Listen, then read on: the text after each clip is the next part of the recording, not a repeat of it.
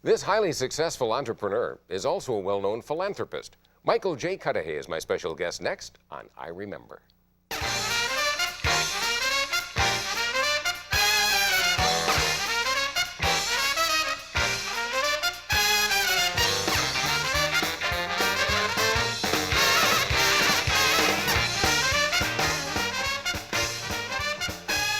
Hi, I'm Jim Peck. Welcome to I Remember. Joining me tonight is Michael J. Cudahy.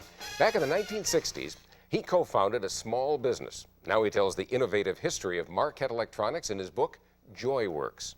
Though Cudahy didn't follow in their footsteps, he has continued the imprint of his family name in our community. Take a look. With such a prominent name, one might expect great things of Michael J. Cudahy. After all, his grandfather was Patrick Cudahy, founder of the meatpacking company that bears his name. Michael's father, John Cudahy, was a U.S. ambassador to Poland and Ireland. Michael Cudahy did achieve great things, but he did it his own way. He loved to tinker and became interested in electronics. As a young entrepreneur, he says he did everything, including sweeping the floors. In 1964, Michael J. Cudahy and partner Warren B. Cousins co-founded Marquette Electronics. The company developed medical monitoring equipment that helped diagnose heart disorders. The company was not only innovative in developing high-tech equipment, but also in its business practices.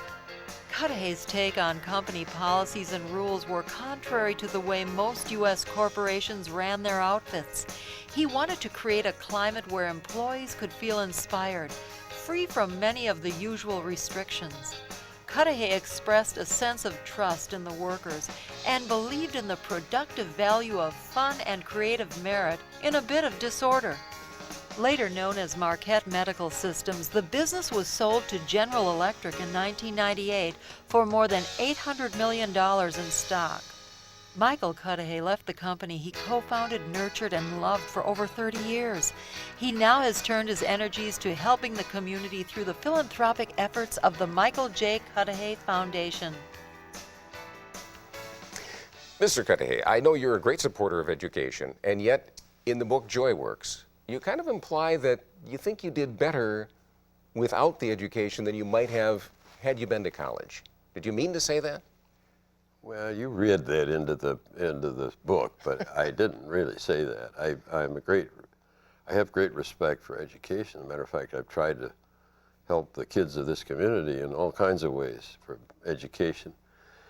The only thing I think is that the people that have the idea that when they go to college for 4 years or whatever it is, and then get out, that's the end of education. Now you can do regular things. Not true. I would tell you that ever since I got out of the Air Force, Air Corps it was called back those days, I have been trying to educate myself, and I still do that all the time. But without that business background, without that business education background, when you decided to found a firm, how did you write a business plan? Didn't have a business plan. Didn't have a business plan. You didn't have a business plan, or you started a business? Of course not. That's what's wrong with half the companies that start today, is they write a business plan, and then they put it into some computer program and show that by a blah, blah, blah year, their sales will be $2,300,000,000 and so forth and so on, and their profit will be such and such, and then they're amazed when it doesn't happen. Well, at least you knew what product you were going to start with, though. No. No, we didn't know that either. We just, my partner and I decided, Warren Cousins, decided that we were going to build something. And we knew it was going to be electronic because that's the only thing we knew. And along came this guy from Northwestern University Medical School. And we somehow got latched up with him, and he was trying to build a central electrocardiograph system for Northwestern. Go back just a second before we get into that. Now, you didn't have a business plan. Right. You didn't have a product. No. It was a good thing you had the Cudahy money. Didn't have the Cudahy money either. Had $15,000. The Cudahy money all went to the other side of the family. So we had $15,000, $7,500 from me and $7,500 from Cousins. And so you had no money, no business plan, and no product. And no product. Would you have invested in you? I don't think I would have. No. I doubt it. What then did you have? I had, well, Lauren Cousins and I had this association with Northwestern University Medical School, and they wanted somebody to build a central electrocardiograph system. I would tell you that we didn't even know what an electrocardiograph was exactly. That was my next question, by the way. And we said we'd do it, which takes a lot of guts, I guess, or stupidity. So we went roaring into it, and matter of fact, these same guys went to Hewlett-Packard, and they went to Cambridge Instrument, and both companies said couldn't be done. No, Cambridge and Hewlett-Packard said it couldn't be done. So how did they Wouldn't find be even practical, you know, you couldn't do anything. You try hard enough, but it wouldn't be practical, couldn't do it. How did they even know about you? The way it happened was that we were manufacturers' reps, and we got a call one day from Northwestern, and they were looking for what is called a memory scope made by Hughes Aircraft. We used to represent Hughes Aircraft. So they were looking for one of those.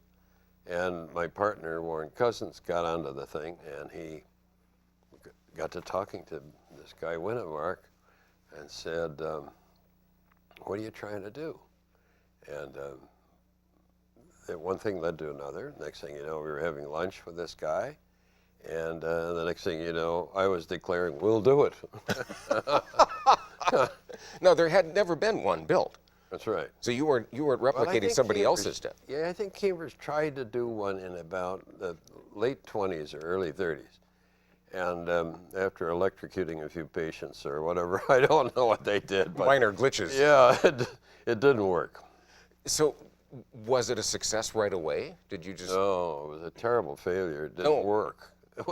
We delivered it down there to Northwestern and hooked it up, and it had germanium transistors. If anybody out there listening knows about germanium transistors, they drifted like mad.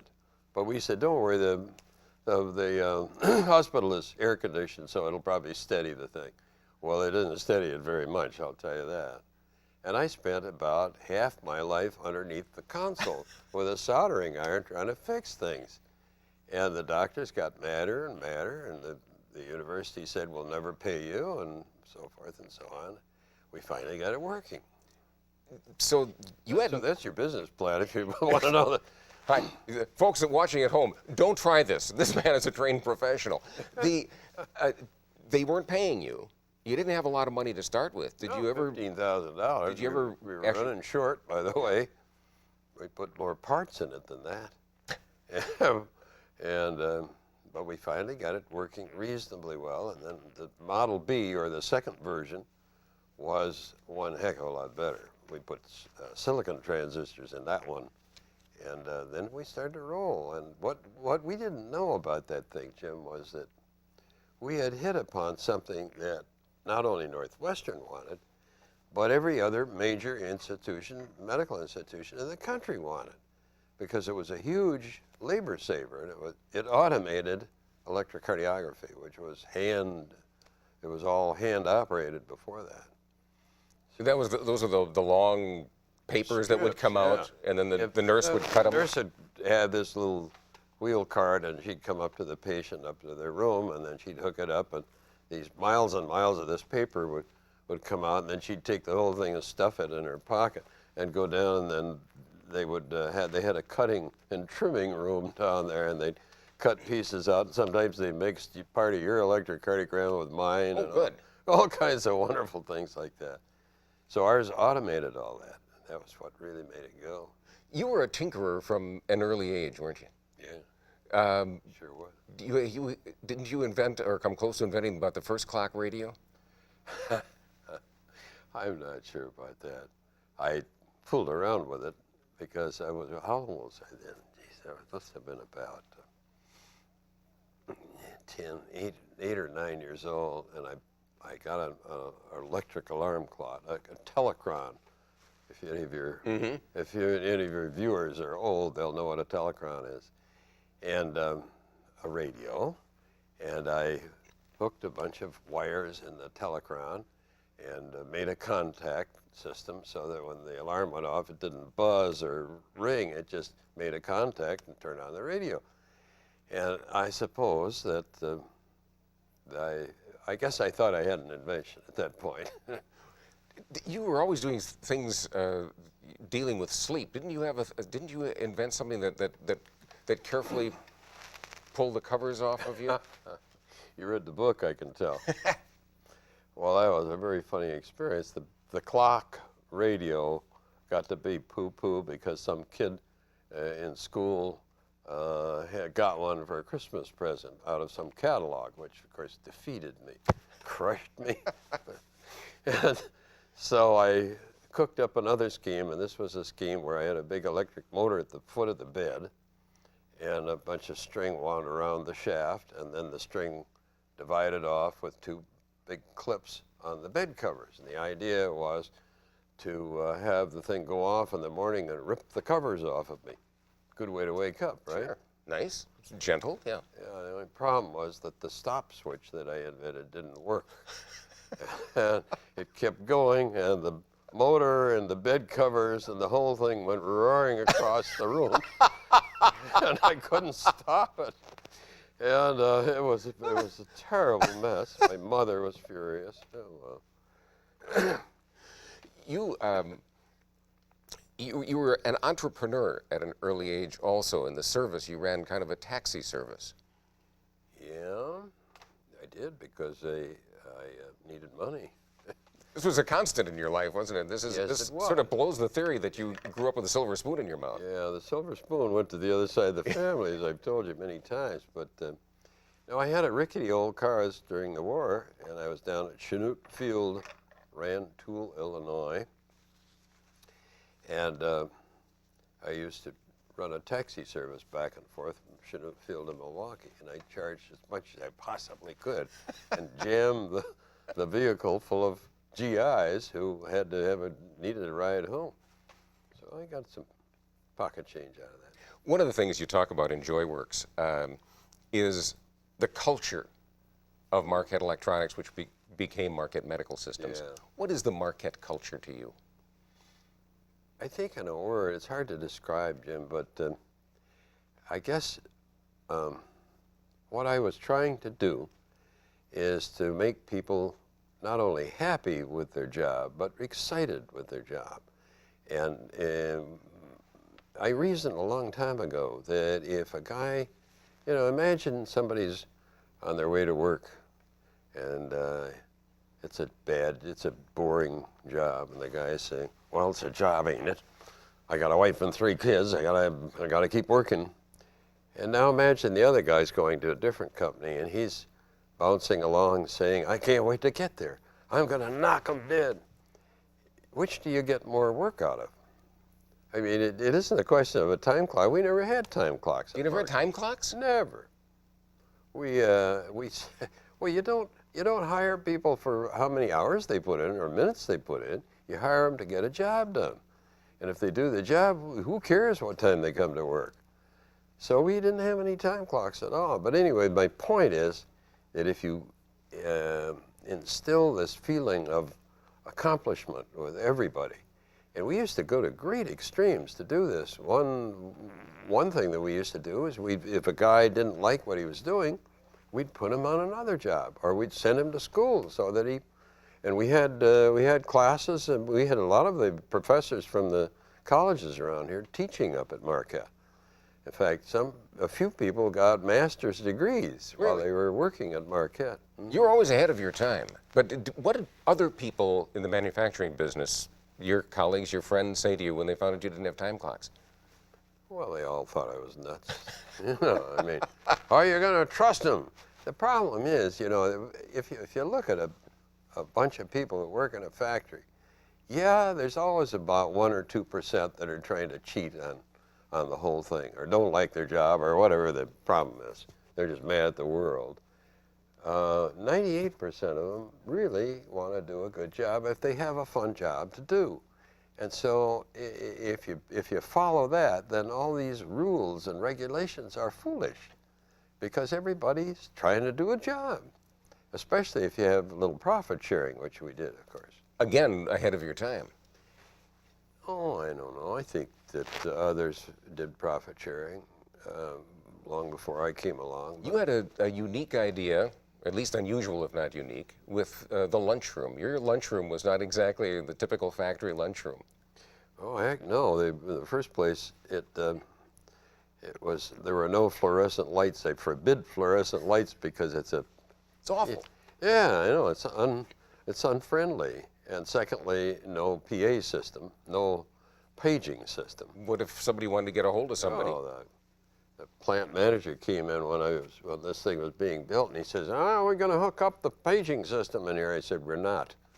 He says, "Well, then how am I going to find people?" I said, "You get off your duff and you go in there and find the guy." If you want to relax and have lunch, you got a speaker right up here going, that's just terrible. I mean, how do you get people to relax? Well, I suppose you could serve booze. Yeah, and I did. You what? Of course. We served beer and we served wine. And there was a big to-do about that at the time. But I want to tell you, in the first place, Germany, just to mention one country, has been doing this for 200 years. That's you go over to a plant in Germany and you always stop at lunchtime and you have a beer, you know. Maybe you even sing some German songs. I don't know. But After a couple of beers, I would. yeah, right. And I don't know what they do in Ireland. But anyway, Yes. probably drink, Jameson. But did people say, Mike, you got to be out of your mind. You can't serve booze in the lunchroom? Well, they said you have a terrible, people will hurt themselves on the machines and things, but they don't think it through. If you think it through, if they want to go out for lunch, there's about 15 bars around the area, so you just go out to lunch and get loaded. And you stay out longer. Yeah, and you stay out longer. We introduced that in I think it was about 1982 or 3, something like that. We never had a single problem in all the time. Really? That we had that there. And it was amazingly, they had an amazingly small consumption of booze. People used to get together maybe on a Friday afternoon after a long week's work and sort of shoot the breeze and talk about their work and about what they're going to do for the weekend, and they'd have some drinks then, but it was never a problem, never. I'm kind of afraid to ask this one, but I know you're a casual guy. Did you have a dress code? People pressured me to come up with a dress code. And I finally wrote a memo, and it said, use your head. Think about what you're doing. If Professor Schmatz is coming over from Munich, Germany, you better have a coat and tie on because he's expecting it. If it's your casual doctor friend from out here at the college, you can probably wear whatever you feel like wearing. He wouldn't care. And so I wrote this memo. And I wound up the memo by saying, I don't care what you wear, use your head, and please wear something on the way to work so you don't go to jail. Well, anyway, GE comes along and they said, enough of this, we will have a dress code. And the only problem with doing things like that, Jim, is that you don't allow the employee to use his own head, to use his own common sense. And if you keep telling him exactly what to do, then pretty soon he feels like a vegetable. He's not a real person anymore. The other thing seems to me that if you restrain a person or a dog, if you keep pulling back, they keep pulling forward. You're right. And so you get them working against you as opposed to with you. Oh, this business about time clocks, you know, I used to come in there on Saturday or Sunday, and I'd find all kinds of people there working. And I don't know if Joe Jones had a fight with the missus, and that's why he's there, but we had, you know, people built sort of cocoons, nests where they worked. We didn't have, you know, that's another thing corporate America does all the time. You shall not put pictures up on this wall, and this wall shall be green, and this one shall be gray and so forth and so on. We let people do anything they wanted because we wanted them to make a nest. When they made a nest, then they loved coming to work, and when they loved coming to work, they worked hard. You ended up making a nest for people with families, too. Yeah. Which I think you may have been the first on-site daycare center. We were the first in Wisconsin, right? How did that come about?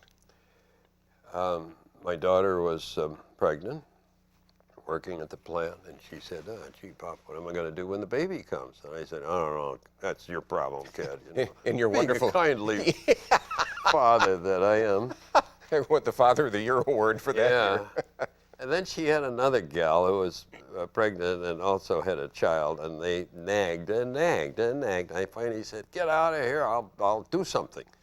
And I took 1,000 square feet, which is not very big, in one corner of the plant, and we had to do all the code things that are necessary to get a license to do that. You know. Which I bet you didn't realize when you started Oh, this. no, I didn't, but I just gritted my teeth and said, I promise, so I'll do it. And so we finally got it working, and we had, I think, 11 kids. And by the time the paint was dry, there were another dozen kids that were on the waiting list. Wow. And it just exploded. And by the time I sold the company to GE, we had 145 kids in that, and another daycare center in Florida, and another one planned for, of all places, Germany, Wow. where we had a factory. Who were the Arrhythmias? The Eurythmias, that was a singing group. That was another nutty thing I did. I guess I must have been pretty crazy running this off. Yes, it wasn't a success. Yeah, well, a lot of these ideas I copied from Harry Bradley. Really? Yeah, Alan Bradley Company did all kinds of things. They had a jazz band on Wednesdays and a big stage in their cafeteria, and they'd play during lunch hour. And so I had this idea of getting a singing group, sort of like the Modern Airs, if you can remember. You're probably not old enough to I'm sure I'm not. Modern Airs. Really? So anyway, the Modern Airs were a singing jazz group. They sang very, very precise 7-part harmony, and just like you would hit chords on a piano. And everybody loved them, so I got a group together to copy the Modern Airs. They were called the Eurythmias. And during the holiday season, they used to go out and sing at various shopping centers. I don't know if any of your viewers ever remember them, but we stirred up a lot of goodwill. And, you know, there wasn't anything in it. Did you sing with them? No, I didn't. But I remember seeing a film of you singing at some sort of show that you must have done at the plant. You were doing a blues song. Warren Cousins, my partner. Well, in the first place, you got to realize that when we built the company cafeteria, we decided we were going to make it a really nice place to eat. And it was carpeted, and it was soft lighting, as I told you. And we put a stage at one end. I don't know why we put a stage at one end. I guess we did because that's what Harry Bradley did, you know. Mr. Bradley did it, we ought to do it.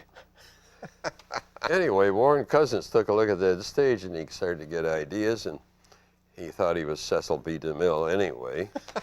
So he wrote these plays, these series of plays, and he drafted people from all parts of the company. I mean, one of the janitors was in one, and a factory worker would be in, and a secretary, and all of these people. He had a chorus of, I think, about 6 gals that did precision dancing, and they were really, really good. I mean, they worked very hard. And of course, the plant manager is screaming his head off because they can't get production out because they're always in rehearsal. But we got the work out. And I did several times decide that I was a blues singer because I love jazz anyway. And the next thing you know, I was one of the stars in the show. It was really, well, you can imagine a bunch of employees and all of their families, a packed house. We did 4 shows over Christmas. Packed house of families and kids and workers and all kinds of, you know. The place was jammed, and all of a sudden the CEO is up there singing the blues, which broke the house down. I mean, it really was great. It was fun. We never had such a tight organization as after those plays. I mean, everybody was, whether they were in the play or not, it was just, you know, it was a family thing. I hate to bring this up with 1 minute left in the show, but No. you sold Marquette Medical to GE. Right. How long did the Marquette culture last?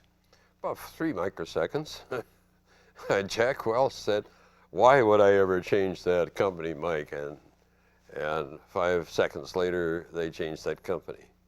It's just, you know, it's big company culture is just different than the way we ran things. Did that hurt? Yeah, I'd have to tell you it did. It broke my heart, especially because so many people called me that were working there and said, "I can't stand this, Mike. I'm getting out of here." And I would say in the first year, there must have been 300 key people that left the company. Wow. It was just an avalanche. This has been wonderful, and I don't want to end it on a down note because I will mention to you that the book is entitled Joy Works because I have a feeling that's the way you looked at the company and looked at what you've done. That's why I named And it. it's a darn good read, so I'd suggest if you can get a hold of it, do it. Mike Cudahy, thank you very much for being with us. Thank you so much for having me, Jim. Hope we'll see you next time as we continue to remember. I wouldn't have all this to spare.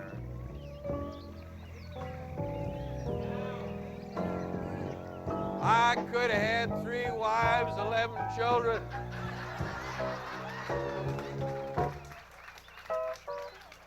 And even had a little bit of money left to spare.